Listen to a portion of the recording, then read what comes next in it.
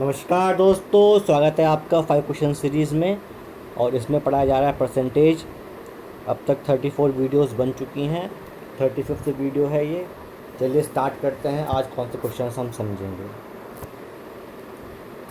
भाई पहला क्वेश्चन बोल रहा है, price of sugar is increased by 20%।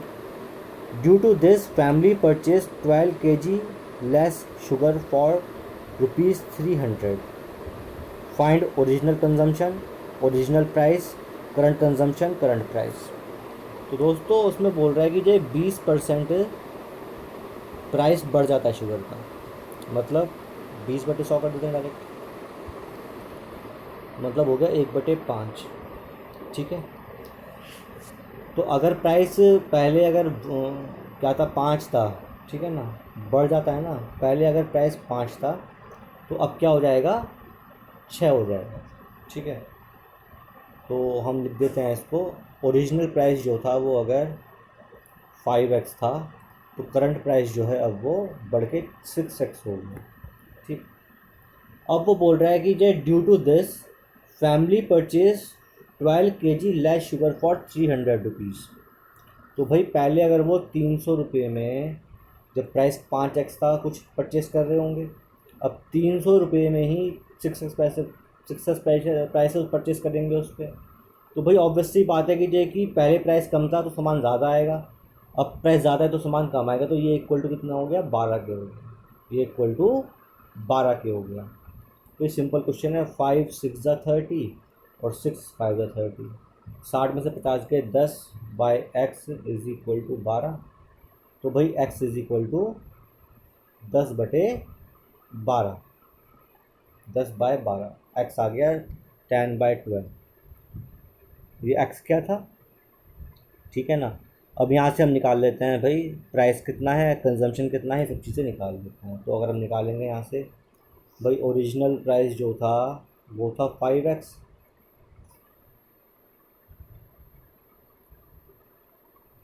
वो था 5x। तो मतलब कि 5 इंटू 10/12 आया था ना। और अभी जो करंट प्राइस है वो है 6x, मतलब 6 इंटू 10/12। ठीक है। और कंजम्पशन कितना है भाई, हमारे पास प्राइस आ गया है और पैसा मालूम है 300 रुपये है। कंजम्पशन निकाल सकते हैं भाई कितना कंजम्पशन है। ये ओरिजिनल कंजम्पशन जो है 300/50/12। और जो करंट कंजम्पशन है वो कितना हो जाएगा, 300/60/12। ये आपका आंसर। ये ओरिजिनल प्राइस हो जाएगा, ये करंट प्राइस हो गया, ये ओरिजिनल कंजम्पशन हो जाएगा विथ 300 ओरिजिनल प्राइस, और ये हो जाएगा करंट कंजम्पशन 300/60/12। बात समझ में आ रही है। तो इस टाइप से ये क्वेश्चन हो जाना है। चलिए नेक्स्ट क्वेश्चन देखते हैं। In an election 2 candidates participated, 10% did not vote, 300 votes declared invalid and the winner get 60% of the voting list। ये दोस्तों ध्यान देने वाली बात है, of the voting list, and win bye 900 votes, find the number of valid votes. तो भाई suppose अगर जो है वोटिंग लिस्ट हमारी, मान लेते हैं उसमें 100 लेके चल रहे थे, एक्स लेके चलते हैं। 10% डिड नॉट वोट मतलब कि जो है 9/10 एक्स ने वोट किया होगा। 300 वोट्स डिक्लेयर्ड इनवैलिड, 300 में से इनवैलिड हो गए। ठीक है। और जो विनर है उसको मिलता है 60% यहाँ का, इसका मतलब 6/10 ऑफ एक्स उसको मिलता है। तो भाई इसमें से जो है 6/10 एक्स तो उसको मिल गया, जो हारने वाला है उसे कितना मिला होगा, ये माइनस ये। तो ऑब्वियस सी बात है कि जो 9 में से 3, तो 3/10 एक्स माइनस 300 ये मिला हारने वाले को। विन बाय 900 वोट्स, तो इनका डिफरेंस कितना हो जाएगा, 900। मतलब 6/10 x minus 3/10 x minus 300 is equal to 900। इसको सॉल्व करते हैं तो 6 में से 3 गया, 3x/10 minus minus plus 300 is equal to 9। तो 3x/10 इज इक्वल टू 600। तो 3 दूनी 6, तो मतलब की जाए 2000 वोट की लिस्ट है वोटिंग लिस्ट की, और वैलिड वोट्स कितने हो जाएंगे हम निकाल सकते हैं भाई। वही 10% वोट पड़ते नहीं है, तो जो है 2000 का जो है 9%, उसमें से 300 माइनस करना। तो 9%, 90% जो है 2000 का हो जाएगा 1800, 1800 में से हमने 300 माइनस किया, मतलब 1500 वोट हैं जो वैलिड वोट्स हैं। 1500 वोट हैं जो वैलिड वोट्स हैं। बात समझ में आ रही है। 2000 तो आ गया हमारा वोटिंग लिस्ट, एक्स आ गया 2000, तो एक्स आ गया 2000, तो 2000 में से केवल 90% वोटिंग होती है, तो ये आ जाएगा 1800, और 1800 में से भी जो है क्या है 300 तो वोट्स हैं इनवैलिड, वो 300 माइनस कर दो, मतलब कि 1500 हमारी वैलिड वोट्स आ जाते हैं। बात समझ में आई। चलिए, a company allowed 9% commission on the total sales to his salesman and a bonus of 15% on the sales over ₹20,000 if the salesman deposit itna in the company after deducting his earning on the total sale, find the total sale made by the salesman। माना total sales जो है इसकी x है, माना ये x है, तो भाई 9% कमीशन मिलता है on total sale to this sale man, ठीक है ना। मतलब कि 9% तो जो है मिलना ही है सेल पे। इसके अलावा 15% का मिलता है बोनस, 15% और मिलेगा अगर उसकी सेल जो है 20,000 से ऊपर हो गई है तो। बात समझ में आ रही है। 15% बोनस मिलेगा अगर उसकी सेल 20,000 से ऊपर हो गई है तो अगर सेल जो है टोटल एक्स है तो एक्स माइनस का 20,000, इस पर 15% और मिल जाएगा, ठीक है। उसने जो है क्या करा, 63,200 डिपॉजिट किया अपना अर्निंग काट के। तो भाई सेल में से अगर वो जो है 63,200 माइनस कर देंगे हम, तो क्या जमा होगा, अर्निंग ही जमा होगा ना। अगर हम जो है एक्स में से 63,200 माइनस कर देंगे तो क्या जमा होगा, इसका अर्निंग ही तो जमा होगा। तो इसको सॉल्व कर लेंगे, आंसर आ जाएगा। सॉल्व करेंगे इसको और आंसर आ जाएगा। बात समझ में आ गई आपको, क्वेश्चन कैसे होगा ये बात। भाई 9% कमीशन मिलता है उसको कंप्लीट सेल पर, और 15% बोनस मिलता है अगर उसकी सेल 20,000 से ऊपर है। तो ये तो हो गई इसकी अर्निंग।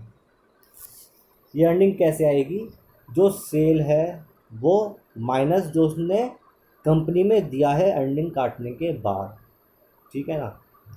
तो नेट सेल बोल सकते हैं उसको, इसका जो माइनस है। तो भाई एक्स तो हो गई उसकी टोटल सेल, माइनस का जो उसने डिपॉजिट किया वो, इसको करेंगे माइनस तो क्या आएगा, अर्निंग आएगा। ये भी अर्निंग है और ये भी अर्निंग है, सॉल्व करेंगे आंसर आ जाएगा, ठीक है दोस्तों। चलिए आगे बढ़ते।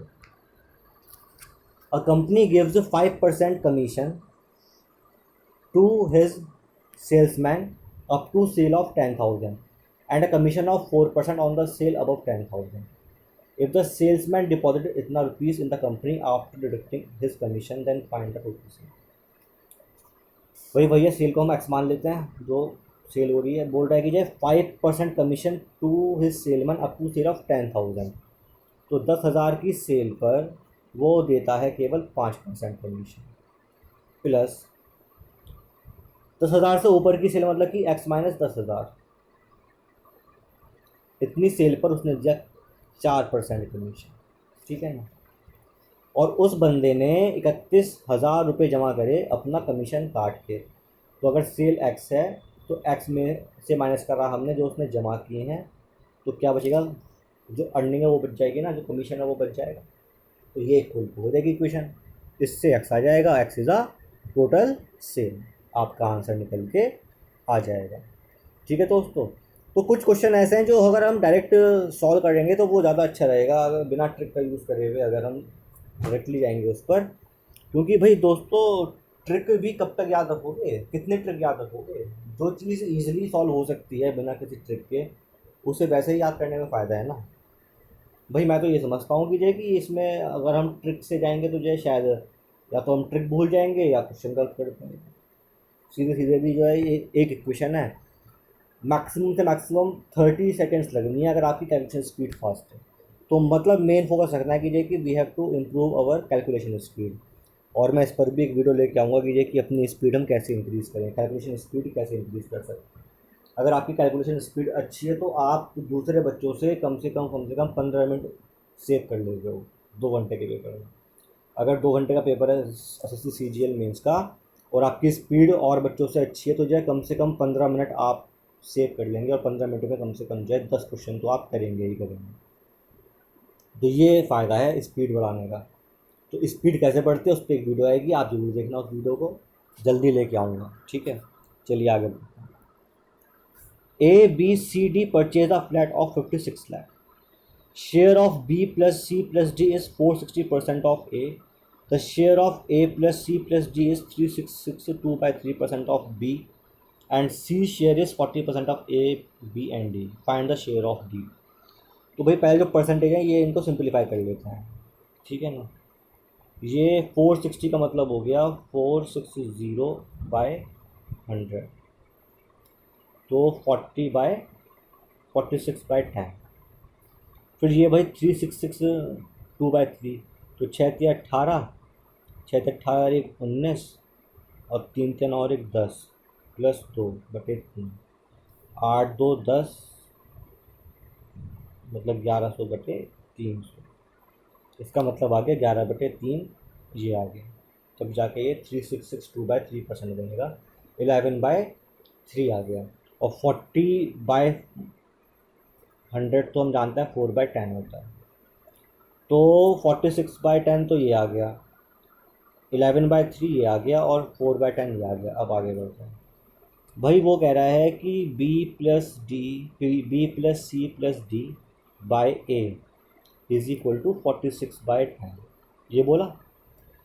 और बोल रहा है A plus C plus D by B is equal to 11/3, और उसने बोला C/A plus B plus C share is 40%, तो 4/10।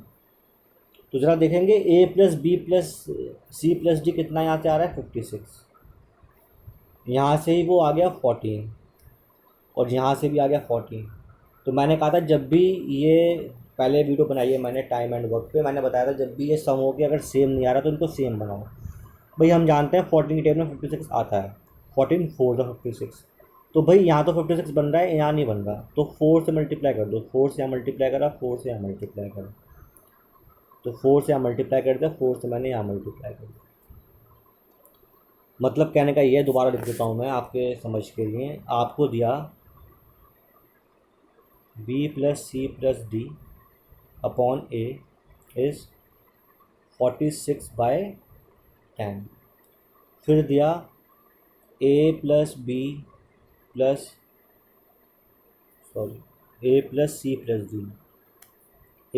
C plus D by B is equal to दिया यहाँ पर 11/3, और एक दे दिया आपको C/A plus B plus D is equal to 4/10।